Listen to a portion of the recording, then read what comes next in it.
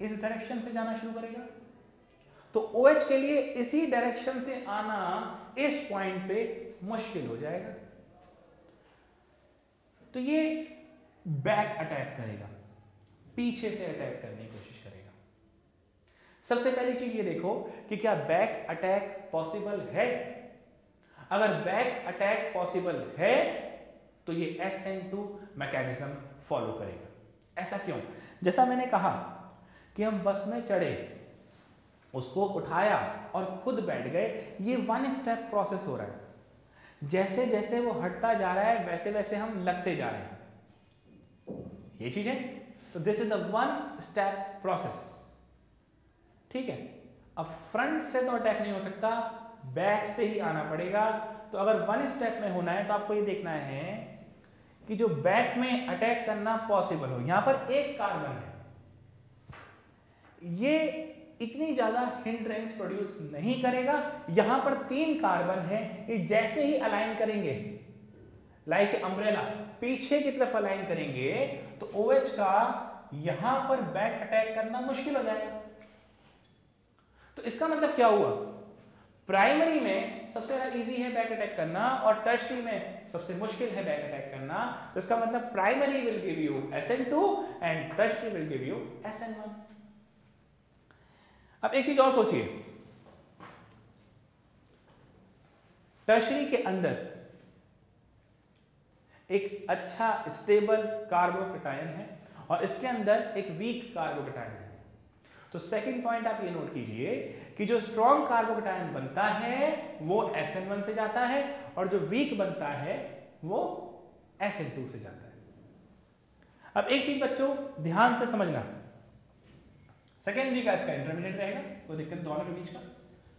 अब एक चीज ध्यान से समझना, अगर मैं SN1 की बात करता हूं तो पहले स्टेप में क्लोरीन हटेगा और दूसरे स्टेप में OH लगेगा। ये फर्स्ट स्टेप मान लो, ये सेकंड स्टेप हो गया। मैंने ये दिखा दिया कि क्लोरीन स्टेप में हट गया और दूसरे में OH आके लग गया। यानी हर स्टेप पर रिएक्शन में एक ही न्यूक्लियोफाइल होगा। That is why this process is known as nucleophilic substitution unimolecular. Unimolecular मतलब सिर्फ एक ही न्यूक्लियोफाइल एक स्टेज पे रहेगा। So consider this, SN1 reactions are the reaction in which only one nucleophile is present at one stage. It's a two-step process and that is why this is known as nucleophilic substitution unimolecular. अब एक चीज सोचो बच्चों, ये जो reaction है SN1, इसकी जो रेट होगी वो सिर्फ सबस्ट्रेट पे डिपेंड करेगी। ये डिपेंड करेगी कि वो Cl छोड़ने वाला कार्बोकैटायन कितना स्ट्रांग है। ये अटैकिंग न्यूक्लियोफाइल पे नहीं डिपेंड करेगी। इसका मतलब इसकी रेट सिर्फ सबस्ट्रेट पर डिपेंड करेगी और इसकी जो ऑर्डर होगी वो 1 होगी, क्योंकि एक पे तो डिपेंड कर रही है। ऑर्डर 1 होगी, that is why this reaction is known as SN1 reaction. Clear है क्यों ये यूनिमोलिकुलर है और क्यों ये SN1 है? नोट कर लीजिए, ध्यान से देखिए इसको।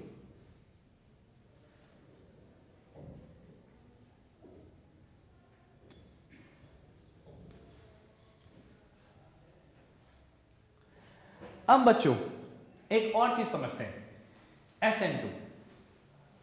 यहां पर देखिए, जैसे जैसे पहला न्यूक्लियोफाइल दूर जाएगा वैसे वैसे दूसरा न्यूक्लियोफाइल क्लोज आएगा। ये 1 स्टेप प्रोसेस है। मान लीजिए ये हमारा R था, ये हमारा पहला न्यूक्लियोफाइल था। अब जैसे जैसे दूसरा न्यूक्लियोफाइल पास आता जाएगा वैसे वैसे ही पहला न्यूक्लियोफाइल दूर होता जाएगा। अब ध्यान से देखिए बच्चों, पहले अगर न्यूक्लियोफाइल यहां था तो R यहां था, और अब क्योंकि बैक अटैक हुआ है तो न्यूक्लियोफाइल यहां है, R यहां है, मतलब न्यूक्लियोफाइल यहाँ है, पहले R यहां था, न्यूक्लियोफाइल यहां था, अब R यहां है, न्यूक्लियोफाइल यहां है। कॉन्फ़िगरेशन उल्टी हो गई, रिवर्स हो गई। अगर पहले ये R कन्फिगरेशन थी तो अब ये S कॉन्फ़िगरेशन हो गई। तो यानी SN2 के अंदर क्या हो रहा है, SN2 के अंदर कॉन्फ़िगरेशन रिवर्स हो जाती है। क्या हो जाती है, कॉन्फ़िगरेशन रिवर्स हो जाती है, क्योंकि जैसे अगर न्यूक्लियोफाइल आगे यहां लगा हुआ था तो पीछे लगा हुआ, यानी अगर पहले ऐसे था तो अब ऐसे होगा। तो this is known as inversion of configuration, और SN2 के लिए इसका एक इंपॉर्टेंट नाम है, that is Walden inversion. Clear है बच्चों? अब ध्यान से देखो, इसमें एक ही स्टेप पर दोनों न्यूक्लियोफाइल प्रेजेंट है। So that is why this type of reactions are known as nucleophilic substitution bimolecular. Nucleophilic substitution bimolecular. अच्छा, इनकी जो रेट होगी बच्चों वो सबस्ट्रेट पे तो डिपेंड करेगी, साथ ही साथ जो अटैकिंग न्यूक्लियोफाइल है उस पर भी डिपेंड करेगी, क्योंकि वो स्ट्रॉन्ग होगा। ठीक है, क्योंकि वो स्ट्रॉन्ग होगा। अब ध्यान से देखिए, यहां पर 1 1 ऑर्डर कितना हो गया, 2, दैट इज व्हाई SN2। तो SN1 के अंदर क्या था, ऑर्डर 1 था, SN2 में ऑर्डर 2 है, तो that is why this is SN2 reaction. Clear? ये सारा नोट कर लीजिए, ये एक इंपॉर्टेंट पार्ट है। अच्छा, SN1 में क्या हो रहा है, ध्यान से देखिए। SN1 में अगर ये R था और न्यूक्लियोफाइल आगे लगा हुआ था, अब न्यूक्लियोफाइल चला गया, अब क्योंकि कार्बोकेटायन स्टेबल है तो ये वेट कर सकता है न्यूक्लियोफाइल के आने की। अच्छा, तो 50% चांसेस ये हैं कि न्यूक्लियोफाइल यहां पर ही आगे लग जाए और 50% कि पीछे से आगे लग जाए। अगर मैं ऐसे देखता हूं तो मुझे SN1 के अंदर क्या मिलने की पॉसिबिलिटी है, 50% R 50% S। इसका मतलब मुझे रेसिमिक मिक्सचर मिलने की पॉसिबिलिटी है। तो ध्यान रखना, SN2 के अंदर क्या होता है, inversion of configuration, while SN1 के अंदर 50% रिटेंशन और 50% इन्वर्जन। तो SN1 के अंदर हमें रेसिमिक मिक्सचर मिलने के चांसेस रहते हैं। अब इसको देख लीजिए और देखो, पहचानेंगे कैसे कि कौन SN1 करेगा, कौन SN2 करेगा। बस वाला एग्जांपल थोड़ा सा फिर देखते हैं और देखते हैं बच्चों, अगर मुझे ये दिया हुआ है और मुझे ये दिया हुआ है और मुझसे पूछा गया कि कौन SN2 बेटर करेगा, तो एक चीज समझिए, थप्पड़ मार के उठाना किसको आसान है भाई, आयोडीन को। यानी रॉक से उठाना किसको आसान है, आयोडीन को। तो आयोडीन क्या करेगा, SN2, और ये क्या करेगा इसके कंपैरिजन में, SN1। तो ये चीज ध्यान रखिए, अगर निकलने वाला ग्रुप जिसे हम नॉर्मली कहते हैं लीविंग ग्रुप, वो भी आसानी से निकल सकता है तो SN2। ठीक है, क्योंकि SN2 में हमने देखा सब्सट्रेट पे डिपेंड करता है और न्यूक्लियोफाइल पे भी डिपेंड करता है, और अगर निकलने वाला ग्रुप डिफिकल्टी से निकलेगा तो SN1। क्लियर हो गई थी बात? चलिए,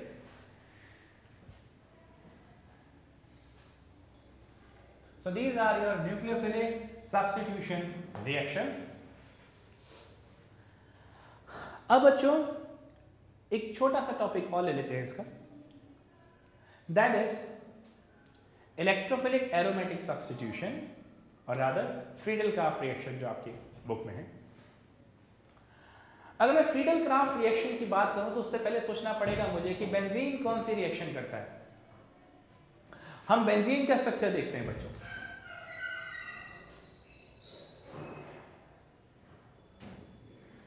यही है बेंजीन। इसे हम नॉर्मली कैसे ड्रॉ करते हैं, बॉन्ड लाइन नोटेशंस में ऐसे, कोई दिक्कत तो नहीं। अब समझिए, बेंजीन के हर कार्बन पे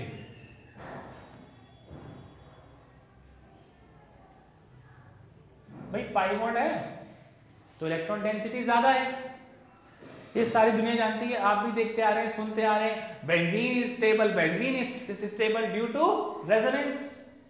और हम जानते हैं कि बेंजीन एक एरोमेटिक कंपाउंड है और aromaticity means more stability. Organic chemistry हो या कोई भी पार्ट हो फिजिकल साइंस का, हर एलिमेंट अपनी स्टेबिलिटी की तरफ जाना चाहता है। अब बेंजीन तो खुद स्टेबल है रेजोनेंस की वजह से, तो क्या बेंजीन एडिशन रिएक्शन करेगा? नहीं करेगा।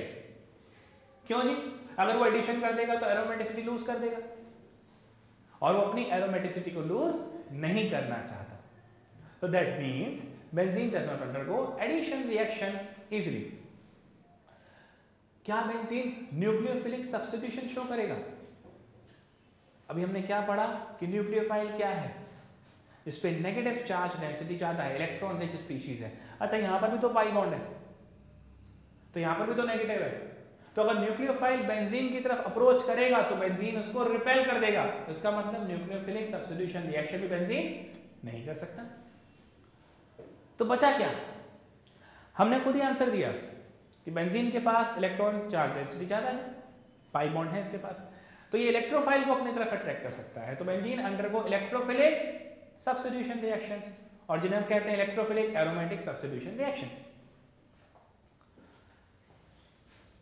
तो बच्चों, बेंजीन पे अगर मुझे कोई चीज रिएक्ट करानी है तो पहले उसका इलेक्ट्रोफाइल बनना बहुत जरूरी है।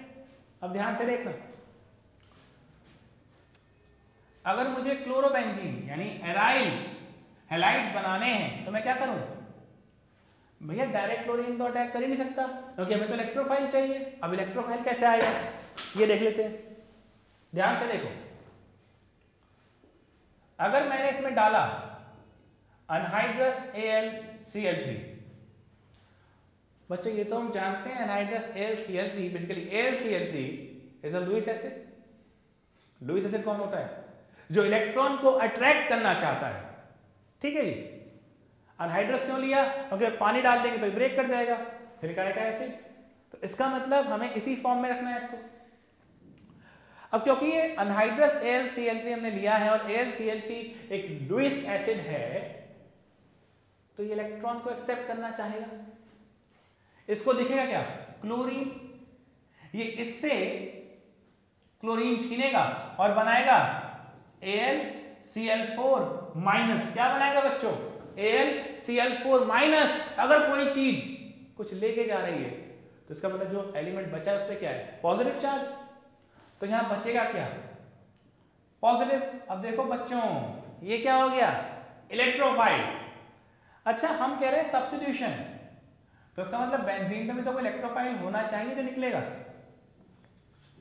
देखो बच्चों, अगर H निकलता है तो H प्लस की फॉर्म में निकलता है, तो H प्लस अगेन इलेक्ट्रोफाइल। अब गौर से सोचो, Cl प्लस, Cl की इलेक्ट्रोनेगेटिविटी ज्यादा है, उस पर पॉजिटिव चार्ज आ गया, यानी chlorine will be a better electrophile than hydrogen. तो क्लोरीन क्या करेगा? H प्लस को भगा देगा और खुद जाके लग जाएगा। ठीक है जी। अब यहां से H प्लस निकल गया, यहां पर AlCl4 माइनस है, इस पे माइनस चार्ज है, तो यानी स्टेबल है। ये H और ये Cl मिलके क्या बना देंगे? तो मुझे बेसिकली क्या मिल गया बच्चों? क्लोरोबेंजीन। तो आपको ये ध्यान रखना है कि इस रिएक्शन के अंदर हमें एक इलेक्ट्रोफाइल बनाना था और एक्चुअली में अनहाइड्रस AlCl3 उस इलेक्ट्रोफाइल को बनाने में सपोर्ट करता है। अब देखो, इसी चीज को पकड़ लिया फ्रीडल क्राफ्ट अंकल ने। क्या किया गया? CH3Cl डाला गया। क्या हुआ? CH3Cl डाला गया। जब ये डाला गया तो अनहाइड्रस AlCl3 ने फिर से Cl निकाल लिया, AlCl4 माइनस, और बचा क्या? CH3 plus. अब ये जाके लग जाएगा, वो जी बन गया टोलीन। अब ये क्या लगा? एल्काइल लगा। This is Friedel Crafts alkylation. Easy.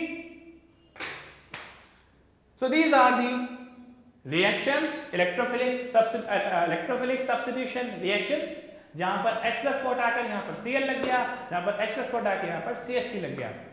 और अब हम लेंगे कुछ और रिएक्शन।